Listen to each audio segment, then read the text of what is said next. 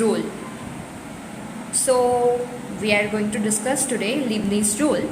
If f of xt and del f xt by del x are continuous functions of x and t, we know that continuous function has a graph where discontinuity doesn't exist, you may say. And some examples are polynomial functions, trigonometric functions, exponential functions like e raised to power x, logarithmic functions like log x, ln x. So absolute values functions like mod x are the examples of continuous functions, and we are assuming that f of xt and del f xt by del x are continuous functions of x and t.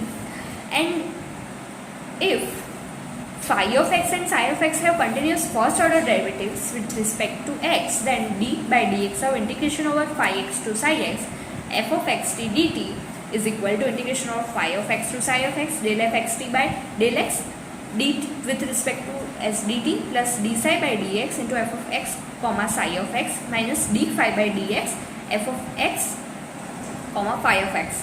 Now we are taking phi of x as a and psi of x as x. So let us put the values. So it's d by dx of integration over a to x f of x t dt is equal to integration over a to x del f xt upon dx into dt plus d psi. Our psi is x, so with respect to d by dx of x is 1 into f of x x. So it's 1 into f of x x minus d phi by dx. Our phi is constant, so this value is gonna be 0. So this overall value is gonna be 0. So our answer is gonna be